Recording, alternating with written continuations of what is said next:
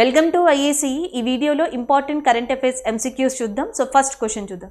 So first question వచ్చేటప్పటికి 7th June to 13th June observed as a which week? So 7th June to 13th June A week కింద celebrate చేస్తాం, observe చేస్తామని అడుగుతున్నారు. ఆప్షన్స్లో వచ్చేటప్పటికి first one national new Born week.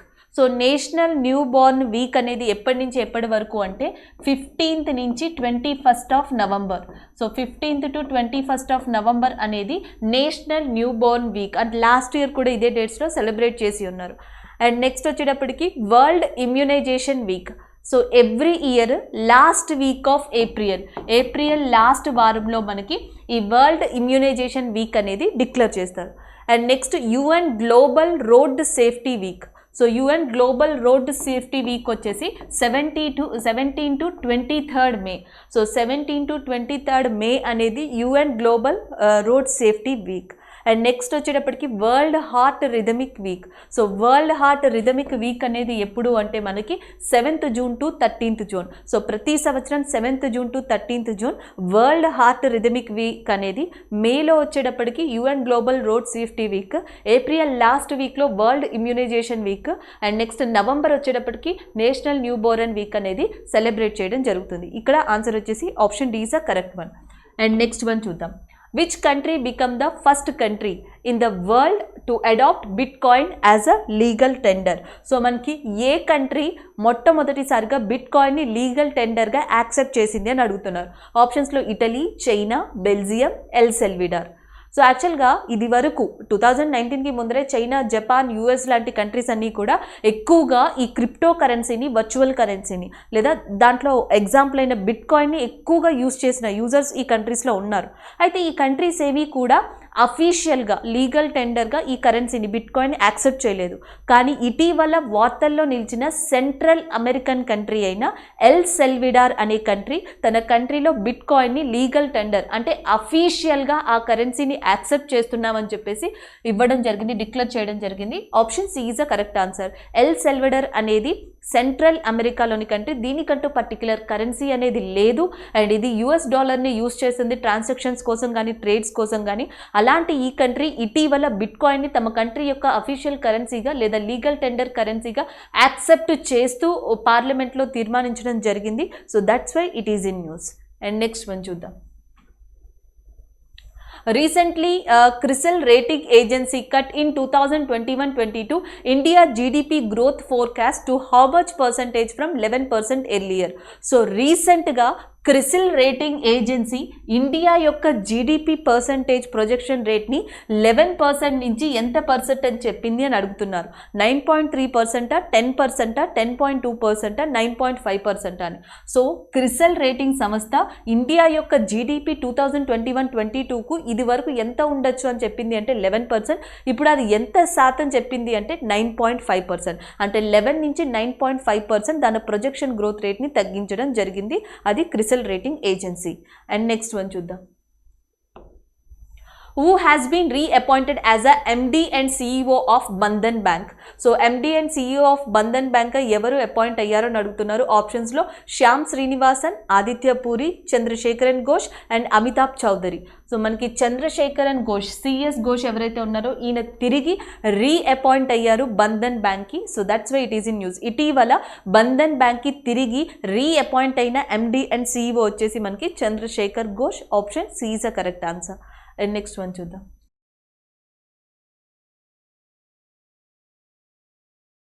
Which university placed top rank in QS world university ranking 2022? నిన్న మనం డిస్క్రిప్టివ్లో discuss చేసాం ఆల్రెడీ QS వరల్డ్ ర్యాంకింగ్ గురించి. దాంట్లో IIT Bombay, IIT Delhi, IIT Guwahati and Indian Institute of Science Bengaluru గురించి కూడా మనం డిస్కస్ చేసాం. ఎందుకంటే QS వరల్డ్ ర్యాంకింగ్స్లో Indian Institute of Science Bengaluru top research యూనివర్సిటీగా నిలిచిందని చెప్పేసి మనం డిస్కస్ చేయడం జరిగింది. అండ్ 2010 వరకు ఈ అవార్డ్స్ అన్ని టైమ్స్ హయ్యర్ ఎడ్యుకేషన్ పేరు మీద ఇచ్చారు. దాని తర్వాత తర్వాత బ్రిటన్కి చెందిన క్యూఎస్ కంపెనీ ఆధారంగా క్యూఎస్ వరల్డ్ యూనివర్సిటీ ర్యాంకింగ్స్ని ఇవ్వడం జరుగుతుంది. నిన్నంతా ఇండియాకి సంబంధించిన యూనివర్సిటీస్ ర్యాంక్స్ని చెప్పడం జరిగింది. అయితే ఈ మొత్తం ఇది దాదాపుగా 1000 యూనివర్సిటీస్కి సంబంధించి డేటాని కలెక్ట్ చేసి దానికి సంబంధించిన ర్యాంకింగ్ ఇవ్వడం జరుగుతుంది. అయితే క్యూఎస్ వరల్డ్ రేటింగ్లో సో టాప్ కంట్రీగా నిలిచింది ఏది? హార్వర్డ్ యూనివర్సిటీయా, స్టాన్ఫర్డ్ యూనివర్సిటీయా, లేకపోతే నెక్స్ట్ వచ్చేసి యూనివర్సిటీ ఆఫ్ ఆక్స్ఫర్డా, లేకపోతే నెక్స్ట్ వచ్చేసి మనకి మ్యాసచ్యూసెట్స్ ఇన్స్టిట్యూట్ ఆఫ్ టెక్నాలజీని అని అడుగుతున్నారు. So Massachusetts Institute of Technology so ఏదైతే ఉందో అది టాప్ ర్యాంకింగ్లో నిలిచింది. Option A is the correct answer. And next one,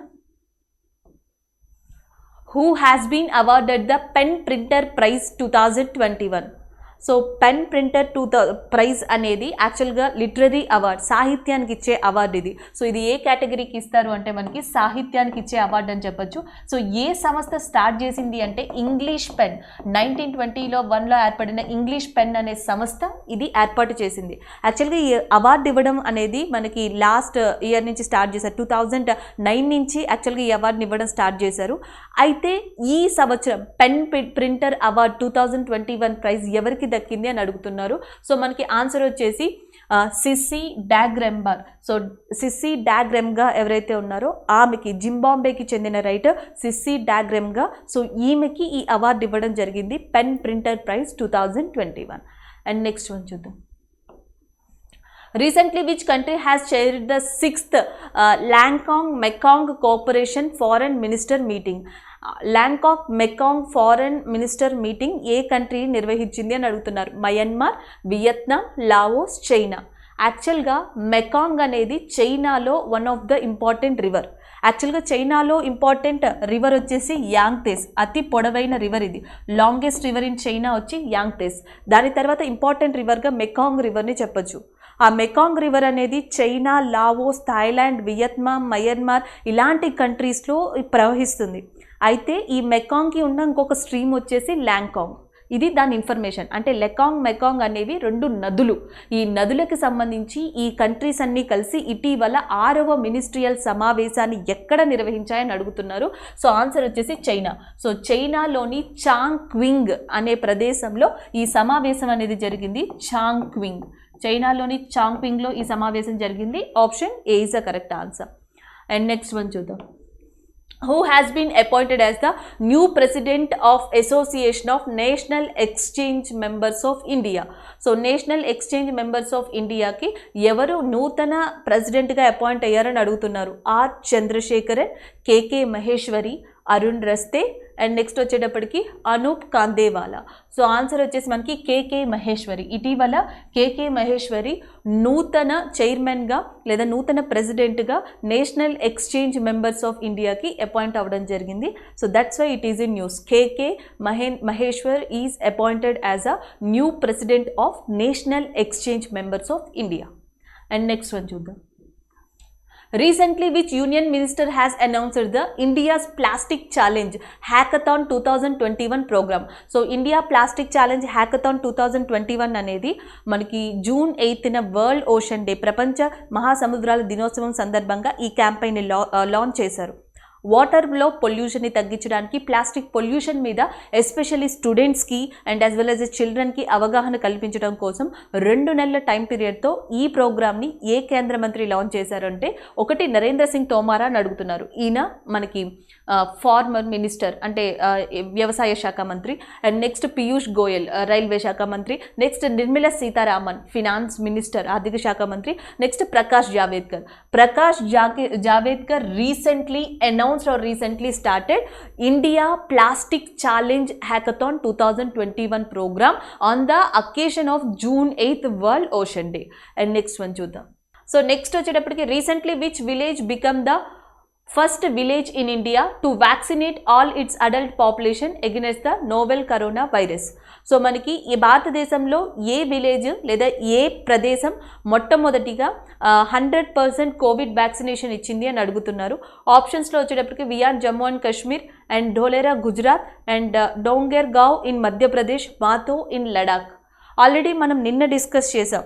Jammu కాశ్మీర్లోని ఏదైతే మనకి వియాన్ ప్రదేశం ఉందో ఇది 100% భారతదేశంలోని మొట్టమొదటి ప్రాంతం లేదా విలేజ్ 100% వ్యాక్సినేషన్ కలిగిన ప్రాంతం అని. సో ఆ ప్రాంతంలో ఉన్న 362 మంది అడల్ట్స్కి అంటే 18 సంవత్సరాలు పైబడిన వాళ్ళకి వ్యాక్సినేషన్ అనేది కంప్లీట్ అయింది. సో ఇది ఫస్ట్ ప్లేస్ 100% వ్యాక్సినేషన్ ప్లేస్లో ఫస్ట్ స్థానాన్ని సంపాదించింది Wiaan in Jammu and Kashmir. అలాగే జమ్మూ కాశ్మీర్కి సంబంధించి లెఫ్టినెంట్ గవర్నర్ జనరల్గా ప్రస్తుతం వర్క్ చేస్తున్న వ్యక్తి ఎవరు అంటే మనోజ్ సిన్హా. సో మనోజ్ సిన్హా ప్రస్తుతం ఇక్కడ జమ్మూ అండ్ కాశ్మీర్కి లెఫ్టినెంట్ గవర్నర్ జనరల్గా వర్క్ చేస్తున్నారు. అండ్ నెక్స్ట్ వన్ చూద్దాం. Recently, which organization has launched a new global database names iFamilia to identify missing persons through family DNA? ప్రపంచవ్యాప్తంగా ఎవరైతే మిస్సింగ్ పర్సన్స్ ఉంటారో సో వాళ్ళని ఐడెంటిఫై చేయడానికి ఆ పర్సన్స్ మిస్ అయిన పర్సన్స్ యొక్క ఫ్యామిలీ డిఎన్ఏ డేటాబేస్ని యూజ్ చేసి సో వాళ్ళని కనుగొనే విధంగా ఐఫెమిలియా అనే పథకాన్ని రూపొందించారు. అలా ఆ పథకాన్ని రూపొందించిన అంతర్జాతీయ సంస్థ ఏది అని అడుగుతున్నారు. ఆప్షన్స్లో ఒకటి వచ్చేసి ఇంటర్పోల్ సంస్థ అండ్ ఇంకొకటి యుఎన్ఓడిసి సంస్థ, యూరోపోల్ అనేది అండ్ ఇంకొకటి ఎగ్మెంట్ గ్రూప్. సో ఆల్రెడీ మనం డిస్కస్ చేసాం. Interpol is a correct answer, option D. So దీని యొక్క హెడ్ క్వార్టర్స్ వచ్చేసి మనకి లియాన్లో ఉంది ఇన్ ఫ్రాన్స్. దీని యొక్క headquarters Lyon in France. So total సభ్య దేశాల సంఖ్య ఎంత అంటే 194 మంది మెంబర్స్ కలిగిన ప్రపంచంలోనే అతిపెద్ద criminal police organisation international criminal police organisation అయిన మనకి ఇంటర్పోల్ అనే సంస్థ ఐఫెమిలియా అనే ప్రోగ్రామ్ని కూడా స్టార్ట్ చేయడం జరిగింది. ఇది దేనికోసం అంటే మిస్సింగ్ పర్సన్స్ ప్రపంచవ్యాప్తంగా. అలాగే ఇంటర్పోల్ ఇంకొకసారి న్యూస్లో ఉండడానికి కారణం ఇది ఆపరేషన్ పాంజియా అనే దాన్ని స్టార్ట్ చేసింది. ఆపరేషన్ పాంజియా 14 అనే దాన్ని స్టార్ట్ చేసింది. ఇది దేనికోసం అంటే ఏవైతే ఫేక్ మెడిసిన్స్ ఉంటాయో so fake medicines and as well as a medical care ఏవైతే ఉంటాయో ఆ కిట్స్ మొత్తాన్ని కూడా ఐడెంటిఫై చేయడం కోసం ఇటీవల అలాంటి ఆపరేషన్ని స్టార్ట్ చేసింది ఏది అంటే ఇంటర్పోల్. అండ్ నెక్స్ట్ వన్ చూద్దాం. Which city has placed the top rank in Global Livable Index 2021? So global liveability index 2021 అనేది రీసెంట్గా రిలీజ్ అయింది. దాంట్లో ఏ సిటీ టాప్ ప్లేస్లో ఉంది అని అడుగుతున్నారు. అక్లాండ్ అది న్యూజిలాండ్లో ఉన్న సిటీ. నెక్స్ట్ వచ్చేసి ఎడిలైడ్ అది ఆస్ట్రేలియాలోని city. And next Osaka and that is in Japan. And next Delhi that is in India. So ప్రపంచవ్యాప్తంగా చూసుకుంటే గ్లోబల్ లివబుల్ ఇండెక్స్ 2021లో మోస్ట్ లివబుల్ సిటీగా ర్యాంక్ సంపాదించుకున్నది ఏది అంటే న్యూజిలాండ్లోని అక్లాండ్ టాప్ పొజిషన్లో నిలిచింది. సో సెకండ్ పొజిషన్లో నిలిచింది జపాన్లోని ఒసాకా. అండ్ థర్డ్ పొజిషన్లో నిలిచింది Adelaide which is located in Australia. And fourth పొజిషన్లో నిలిచింది Willingdon in New Zealand. And fifth పొజిషన్లో నిలిచింది Tokyo which is in Japan. ఈ 5 కూడా మనకి మోస్ట్ లివబుల్ సిటీస్గా చోటు సంపాదించుకున్నాయి. అదే లీస్ట్లో ఉన్నవి ఏవి అంటే డెమస్కస్ ఇన్ సిరియాకి చెందిన డెమస్కస్ కావచ్చు, నైజీరియాకి సంబంధించిన సిటీ కావచ్చు, అండ్ బంగ్లాదేశ్ యొక్క ఢాకా అండ్ పాకిస్తాన్ యొక్క కరాచీ. ఈ సిటీస్ అన్నీ కూడా మనకి లీస్ట్ గ్లోబల్ లివబుల్ సిటీస్లో సో స్థానాన్ని దక్కించుకున్నాయి. So this is about the global livable index. And next one చూద్దాం. So next current affair, Benue state located in which country which was seen in the news recently? So Benue state అనేది న్యూస్లో ఉంది. అది ఏ కంట్రీకి సంబంధించి అని అడుగుతున్నారు.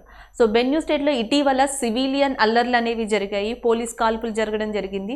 దాదాపుగా 36 మంది అక్కడ మరణించారు. So that's why it is in news. Benue state ఆ ప్లేస్లో అల్లర్ల కారణంగా కొన్ని డిస్టర్బెన్సెస్ కారణంగా అది న్యూస్లో నిలిచింది.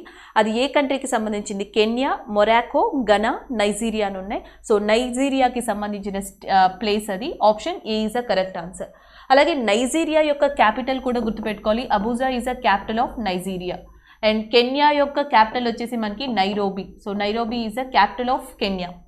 And next United Nation Environment Programme అంటాం. యుఎన్ఈపీ యొక్క హెడ్ క్వార్టర్స్ కూడా మనకి నైరోబీలోనే ఉంది. అండ్ నెక్స్ట్ మొరాకో యొక్క క్యాపిటల్ వచ్చేసి Rabat. So Rabat is the capital of Morocco. Accra is a capital of Ghana capital ఆక్రా. And Morocco capital వచ్చేసి రాబట్. And Kenya capital వచ్చి నైరోబీ. అండ్ నైజీరియా క్యాపిటల్ వచ్చేసి Abuja. And next one చూద్దాం. Recently, who has been reappointed as a RBI Deputy Governor for 2 years? RBI Deputy Governor గా తిరిగి రీసెంట్గా 2 సంవత్సరాల time period గాను appoint అయిన పర్సన్ ఎవరని అడుగుతున్నారు. Mahesh Kumar Jain, NS Vishwanathan, BP Kanungo and T Ravishankar. So answer వచ్చేసి మనకి Mahesh Kumar Jain is a correct answer. Option D. యాక్చువల్గా ఆర్బీఐకి నలుగురు డిప్యూటీ గవర్నర్స్ ఉంటారు. దాంట్లో మనకి మహేష్ కుమార్ జైన్ అనే పర్సన్ ఒకళ్ళు, ఈయన తిరిగి రీఅపాయింట్ అయ్యారు. అండ్ రెండోది వచ్చేసి మనకి టి రవిశంకర్. యాక్చువల్గా ఇది వరకు బీపీ కన్నూన్గన్ ఆర్బీఐ డిప్యూటీ గవర్నర్గా ఉంటే ఈయన ప్లేస్లో టి రవిశంకర్ రావడం జరిగింది. అండ్ మూడోది వచ్చేసి మైకేల్ డి పాత్ర. అండ్ 4 ఎం రాజేశ్వరరావు. ఈ నలుగురు కూడా ఆర్బీఐ ప్రస్తుతం డిప్యూటీ గవర్నర్గా వర్క్ చేస్తున్నారు. అండ్ నెక్స్ట్ వన్ చూద్దాం.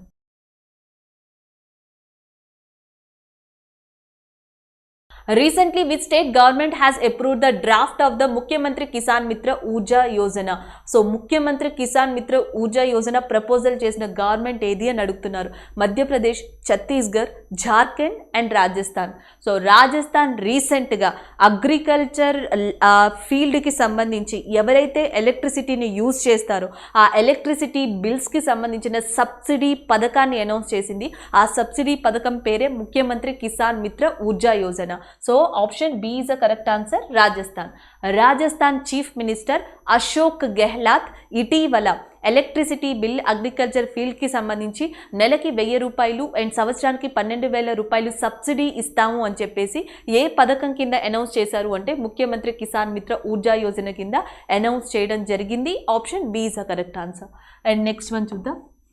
Where is the Mudumalai tiger reserve which was seen in the news recently? So మనకి న్యూస్లో రీసెంట్గా కనిపించిన ముదుమలై టైగర్ రిజర్వ్ అనేది ఎక్కడుంది అని అడుగుతున్నారు. Option Karnataka, Tamil Nadu, Puducherry, Kerala. So answer వచ్చేసి Tamil Nadu is a correct answer. So తమిళనాడులో మనకి ముదుమలై టైగర్ రిజర్వ్ అనేది లొకేట్ అయి ఉంది. సో ఇది మనకి ఇండియాలోనే పాపులర్ అండ్ తమిళనాడులో చాలా చాలా important place Mudumalai tiger reserve అనేది. అలాగే భారతదేశంలో ఓల్డెస్ట్ టైగర్ రిజర్వ్ వచ్చేసి ఉత్తరాఖండ్లో ఉంది. దాని పేరు Jim Corbett. So Jim Corbett భారతదేశంలోనే ఓల్డెస్ట్ టైగర్ రిజర్వ్గా చెప్పొచ్చు. బట్ ఇప్పుడు వార్తల్లో నిలిచిన ముదుమలై టైగర్ రిజర్వ్ మాత్రం తమిళనాడు ఏరియాలో ఉంది. And next one. Who has been named the Best Actress prize at the BAFTA TV Awards 2021? So మనకి BAFTA TV Awards 2021 ఇటీవల మనకి ఇవ్వడం జరిగింది లండన్ కేంద్రంగా. బెస్ట్ యాక్ట్రెస్గా ఎవరు నిలిచారని అడుగుతున్నారు. ఆప్షన్స్లో Olivia Colman and Meryl Streep and next Bukky బ్రోకే అండ్ నెక్స్ట్ వన్ వచ్చేసి మనకి మిషెల్ కోయల్. సో మిషెల్ కోయల్కి బెస్ట్ యాక్ట్రెస్ అవార్డు రావడం జరిగింది బాఫ్టా అవార్డ్స్లో. Option C is the correct answer. Michaela Coel received best actress award in the BAFTA TV awards of 2021. And next one. Who has been assumed and charged as a Director General of Naval Operations? So భారతదేశంలో naval ఆపరేషన్స్కి director జనరల్గా ఇటీవల appoint అయిన vice admiral ఎవరు అని అడుగుతున్నారు. ఆప్షన్స్లో మనకి Muralidhar Sadashiv Pawar and next R Harikumar and G Ashok Kumar, Rajesh Pendharkar. So Rajesh Pendharkar vice admiral అయిన ఇటీవల డైరెక్టర్ జనరల్గా అపాయింట్ అయ్యారు. దేనికంటే నావల్ ఆపరేషన్స్కి. Option D is the correct answer. Rajesh Pendharkar recently appointed as a director general of naval operations. Thank you.